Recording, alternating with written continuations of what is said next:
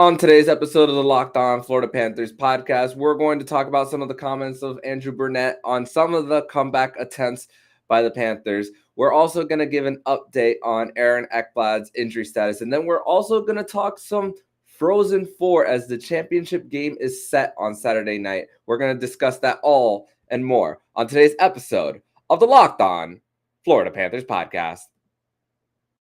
Your Locked On Panthers, your daily podcast on the Florida Panthers. Part of the Locked On Podcast Network, your team every day.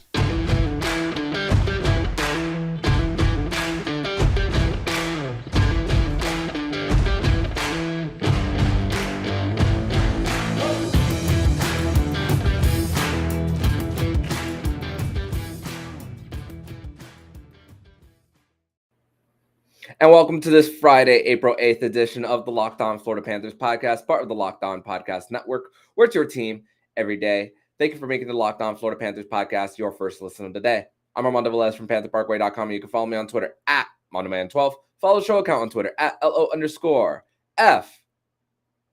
Panthers. Don't forget to also follow the national show, Locked On NHL, and the Crosscheck NHL show with Andrew Berkshire and Mary Clark. Will be covering all the regular season activities around the National Hockey League. And thank you for making the Locked On Florida Panthers podcast your first listen of the day. So it's a game day in South Florida. The Buffalo Sabres will be visiting the Florida Panthers as they come to town for their fourth and final matchup of the season between these two Atlantic Division rivals. And a little bit of a record set for the Buffalo Sabres just a few days ago after being eliminated from playoff contention. Now 11 seasons that the Buffalo Sabres have gone without making the playoffs, beating the previous record of the Florida Panthers of where they went 10 seasons without making the playoffs. And it's funny because looking at the calendar and looking at it as far as years, the years when you don't consider the 04-05 lockout, it makes it look so much worse with what the Panthers have been through in that 12-year span with a lockout in between, of course, making it in 2000 and getting swept in round one by the New Jersey Devils.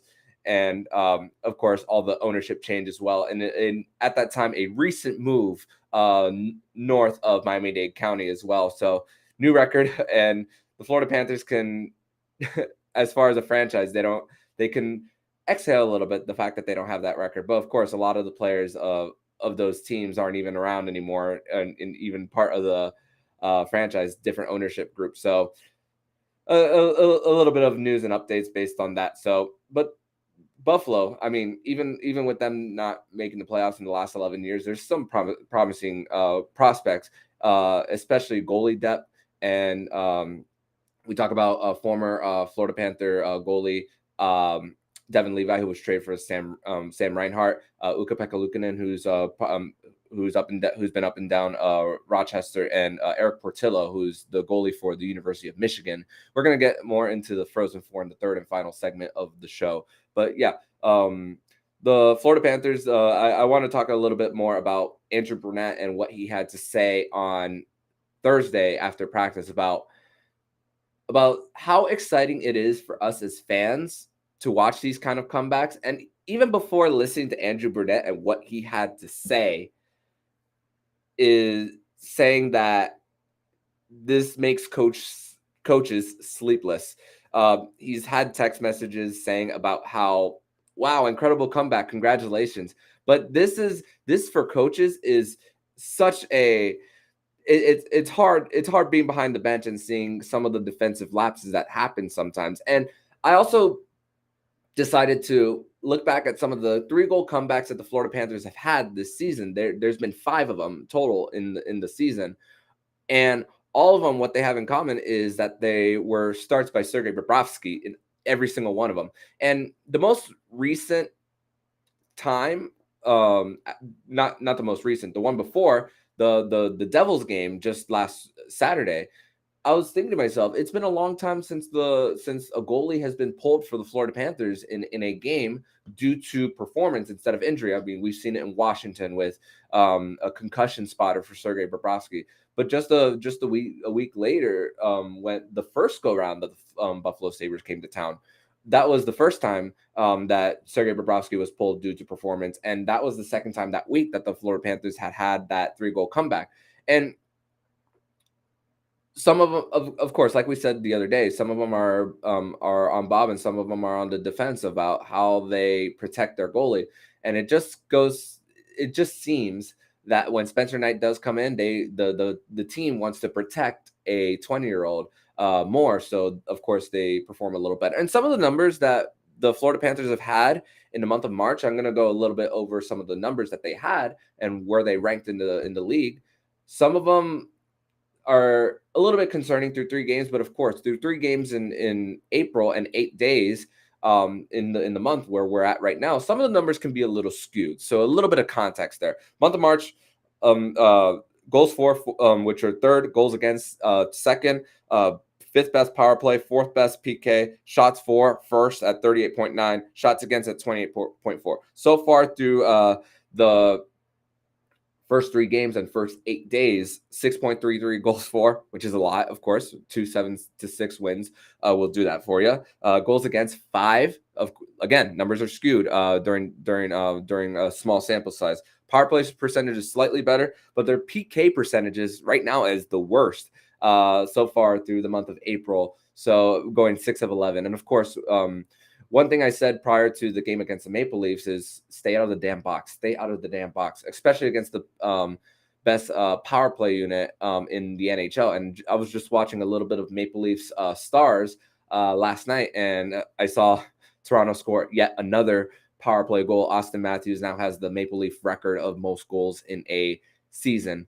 And a little bit of a correction from the other podcast that I had with Jacob Winans the other day, saying how Jonathan Huberdeau had 4 goals. He actually has 2 goals, 6 points, 2 goals. I meant to say 4 assists, so got that number a little bit incorrect. But still, Jonathan Huberdeau is leading the head-to-head as far as points and goals too. He has 2 goals while Austin Matthews has 1 and an empty netter. But still making a big case for the MVP. But let's talk about shots against. 3 more shots against through the month of April, averaging for what they had in the whole month of March, and then shots for 5 more. But let's just put a little bit of context here with this. The Florida Panthers have just really throughout these 3 games have mostly been playing from behind for the most part throughout these 3 games. And it has required 3 periods throughout that of the 9 so far where they have had 20 plus shots on goal. Each game has provided at least one time where they've had 20 plus shots on goal. One of them 23, the other one 22, and the other one right at 20. And Andrew Brunette, again, he says that this is there's a little bit of details that and he talks about players getting a little disconnected when it comes to this time of year. But of course, this is where when you have a comeback like that and then you come to practice and then the coaches talk in the locker room, which certain things of course will stay behind closed doors as they should be.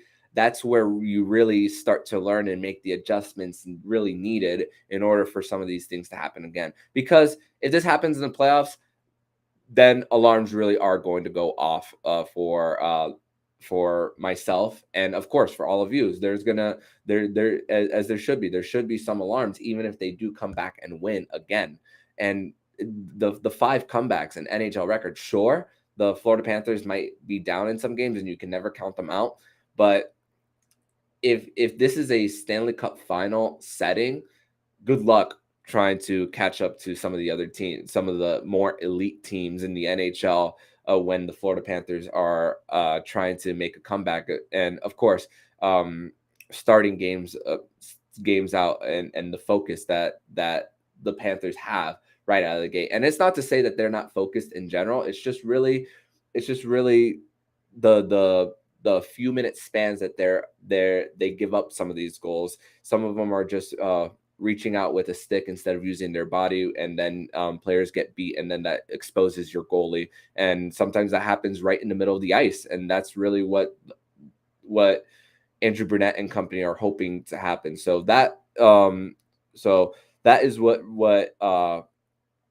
the coaching staff is hoping to prevent. And of course, with a team in Buffalo that the Florida Panthers just saw not even a week ago, the coaching staff is hoping that with a familiar opponent that they had just recently, that they can get off to a better start. And this is going to be a front end of a back-to-back for the Florida Panthers as they will face the Nashville Predators on Saturday night. And a little bit of a TV note for you guys.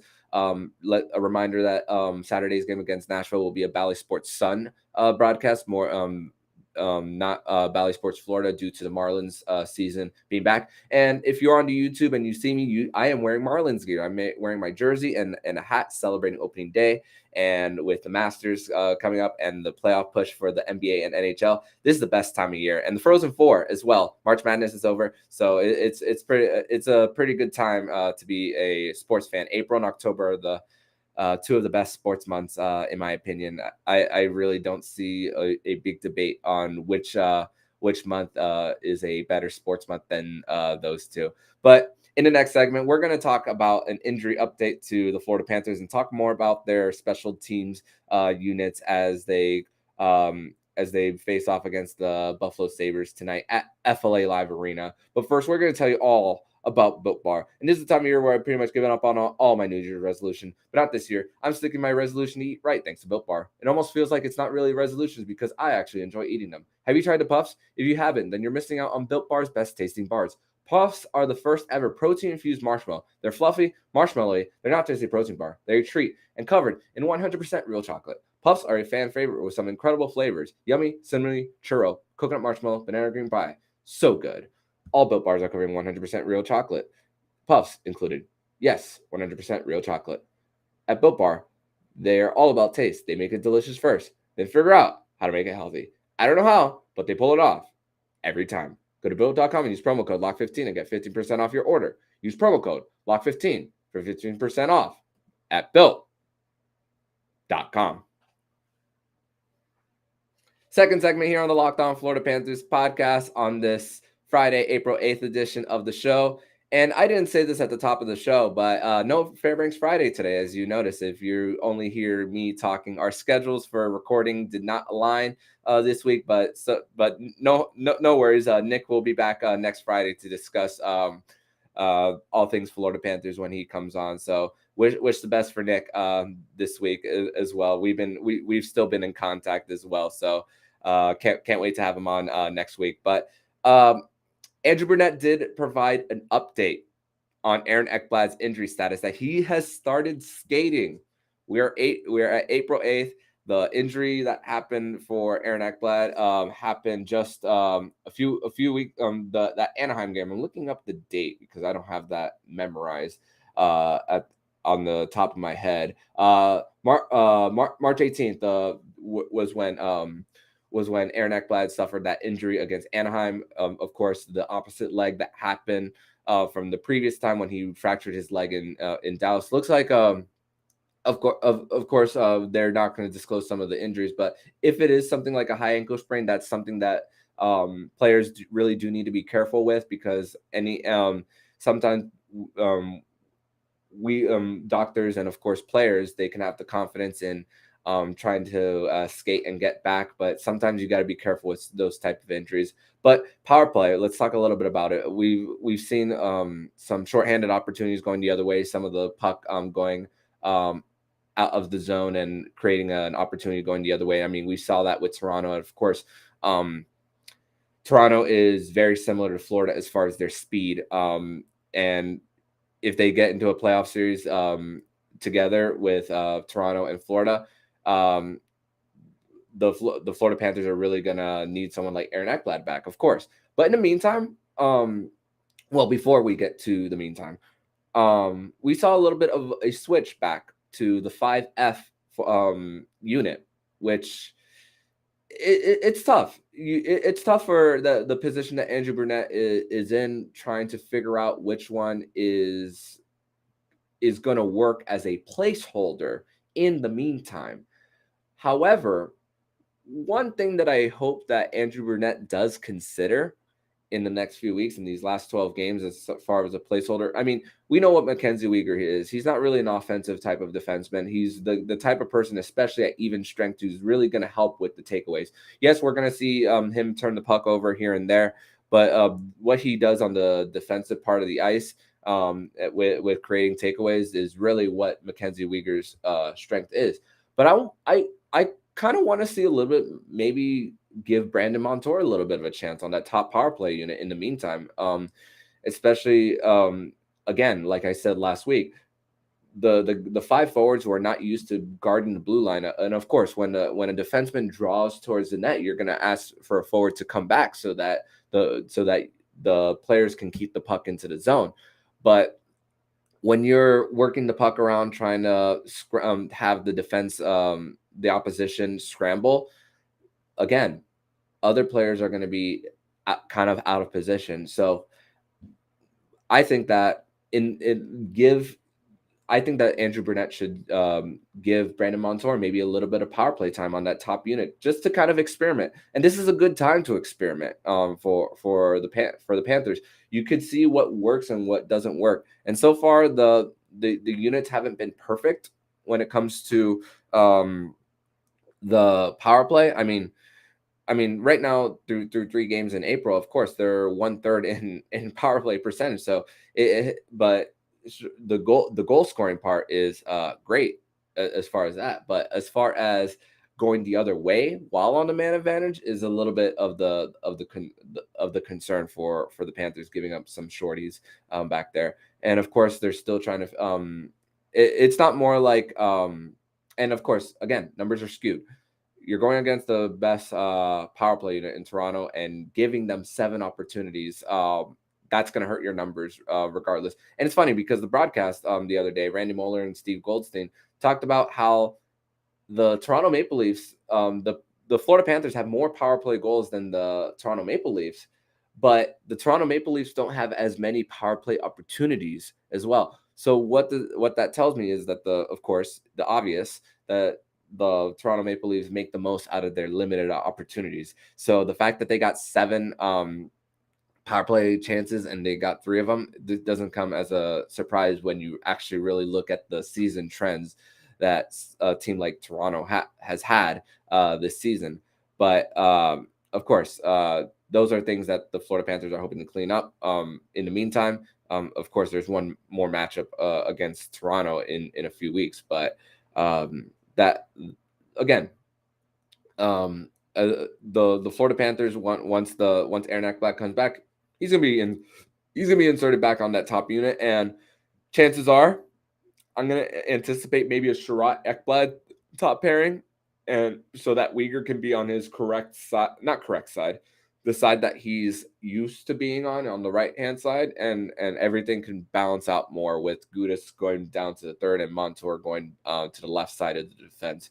So it's just really figuring out what you got in the meantime and experiment and a little bit of experimentation. It helps that the Florida Panthers do have a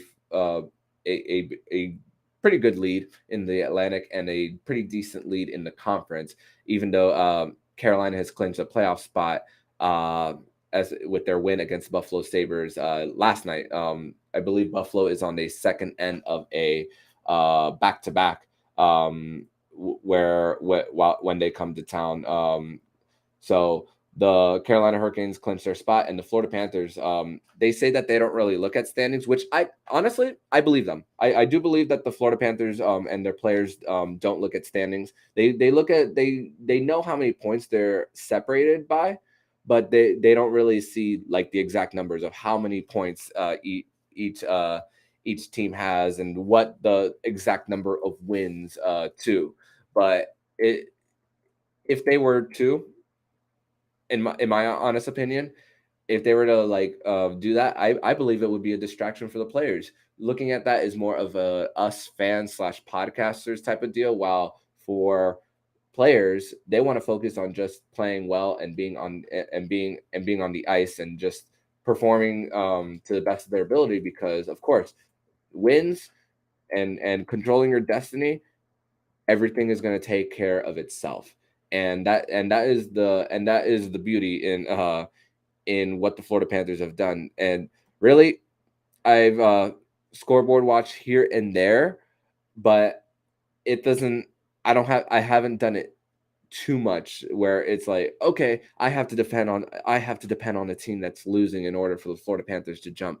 I mean, this isn't the Florida Panthers of just 2-3 years ago where we're catching up with games in hand and hoping that other teams lose. Just as Vegas, what they're going through right now with the amount of games in hand that the Dallas Stars have, hoping that they drop a few games so that Vegas can catch up. And Vegas just lost to Vancouver just the other night. So Vegas is in that position for the first time in their franchise's history, as they are in danger of missing the playoffs for the first time in their 4-5 year history. I mean, their first season was 2017. So fourth season. So they're that's kind of a little bit of perspective for myself and for you guys, as the Florida Panthers are just still very well in control of what they have right in front of them. So and again, Buffalo is on a second end of a back-to-back, so advantage Panthers coming into tonight. And also as I'm recording this podcast, it's 10:39 a.m. on Friday morning. The Florida Panthers have released more playoff tickets for games 1 and 2, and I guess 5 and 7, assuming they're going to have home ice advantage in round 1, which I'm pretty confident that they're going to have home ice. They're going to have to forget how to play hockey in order for that to happen. But a lot of the playoff tickets are on sale, and go get yours. Go represent this team live at FLA Live Arena, because this is going to be a fun time for South Florida hockey as we get to towards the playoffs, which is only just a few weeks away. So in the next segment, we're going to talk more about magic numbers, and we're going to talk about a little bit of a Frozen 4 update for and a Panthers prospect who's going to be playing in the championship game come Saturday night at the TD Garden in Boston.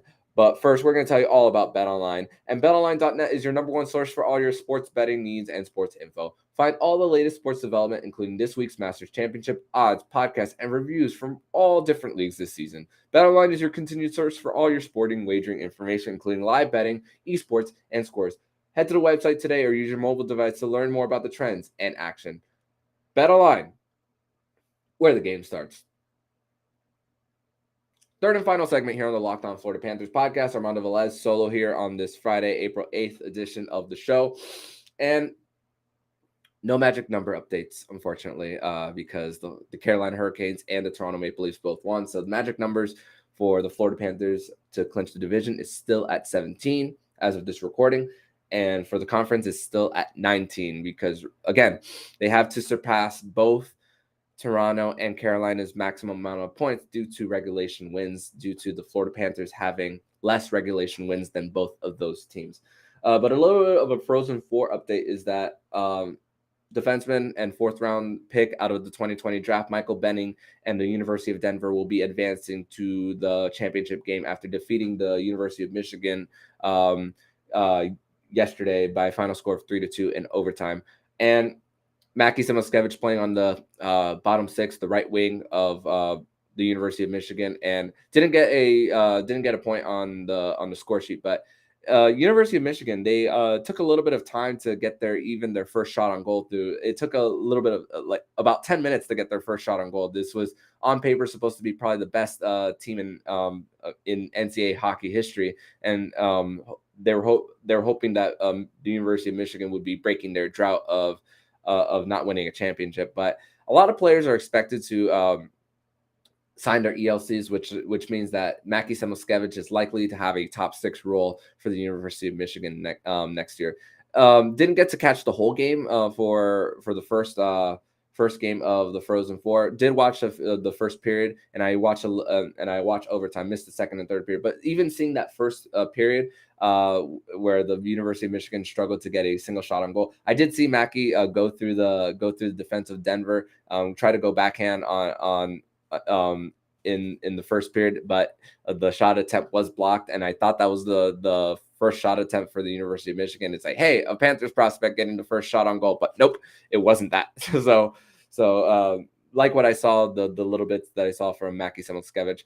Kobe Guy of Florida Hockey Now did have an article talking about Michael Benning and the University of Denver on how he did, having 2 assists and a big block on Matty Beniers right in front of the net to keep the game tied at 2.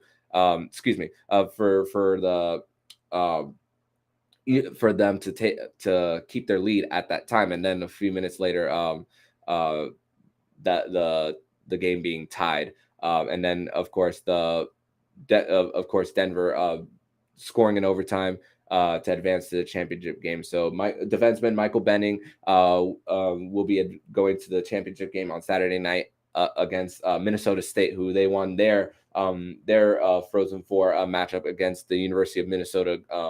So Minnesota State versus Denver Saturday night. Probably will be dual casting that along with the Panthers game when they face off against the Nashville Predators. So it's going to be fun. We're seeing the Panthers on the ice and then seeing Michael Benning and company. Michael Benning was playing on the second pairing for Denver, for the Denver Pioneers. So keep an eye out for Michael Benning on Saturday as the Pioneers are looking to win their 9th championship in their team's history. So that's a little bit of an update on the Frozen Four. Craig Anderson did start for the Buffalo Sabres yesterday against the Carolina Hurricanes. So expect Dustin Tokarski to start for the Buffalo Sabres in the second time against the Florida Panthers in the same week. We saw a lot of on Sunday about the rebound control that Tokarski had, which gave the Florida Panthers a lot of their opportunities to create some rebounds and shots on goal. And if you're the Florida Panthers and you saw what happened on Sunday, the Florida Panthers are just, even if I'm even a Panthers defenseman and have the puck on the blue line, honestly, I would get some of the puck towards the net and hopefully create some rebounds and hopefully have someone right in front of the net. One person I've been really, really happy with their performance really as of late is someone like Sam Reinhart. Sam Reinhart definitely going right in front of the net and creating some of those opportunities. And I mean, 2 power play goals in one game right in front of the net off of deflections and off of rebounds and second opportunities and second chances is really is really someone that is a younger version of Patrick Hornquist. I know Patrick Hornquist has had a reduced role this year for the Panthers, but to have someone brought in Sam Reinhart with that trade with Buffalo, first round pick next year, and Devin Levi.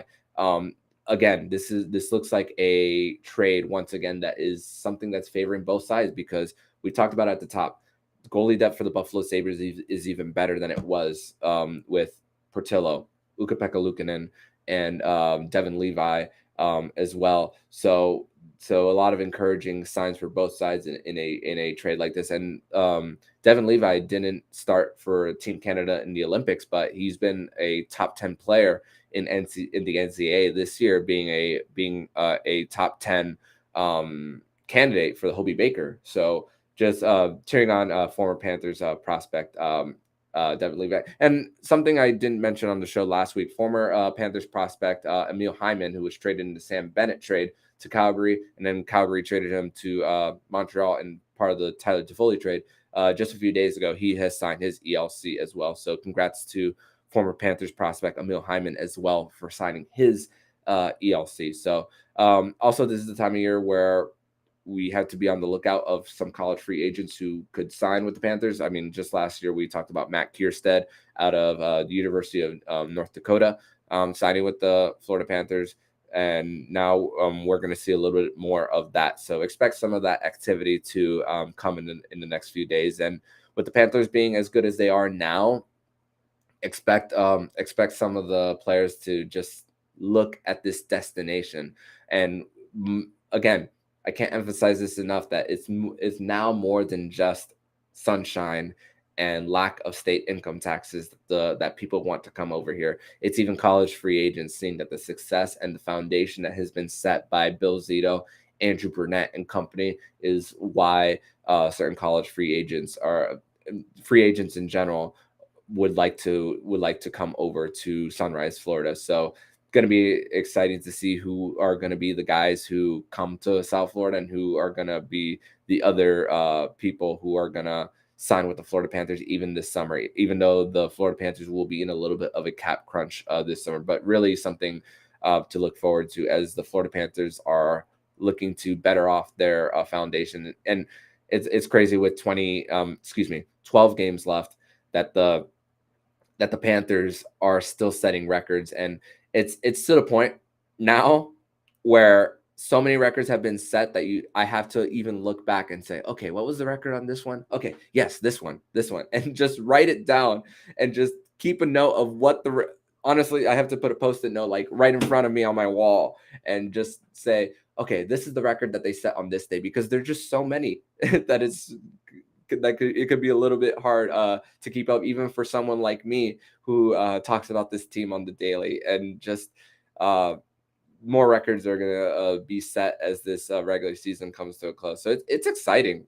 Continue to be excited about this team and still keep this energy alive. And you, the Florida Panthers fans, are still continuing to keep this energy alive just by buying tickets to the playoff games that the Florida Panthers will be hosting out in Sunrise, Florida in the next few weeks. So it's a fun time here in South Florida and a fun time to be a Florida Panthers fan. So again, hop on. And one other news and notes and kind of a plug for my friend Jacob Winans over at PantherParkway.com. He posted part 2 about building a championship culture for the Florida Panthers and comparing it to the Miami Heat, and a little bit, like he said, a little bit of a laid back article based on where the Florida Panthers are trying to build as they build, again, a foundation for winning. And of course, the contracts here that are going to continue to be here after this season, that this is once again a sustainable product for this Florida Panthers team, not only this year, but for the next 3 or 4 years for this team. So the Florida Panthers, of course, they take out the Buffalo Sabres tonight. The Florida Panthers do not have a morning skate. Andrew Brunette is expected to speak to the media at 4:45.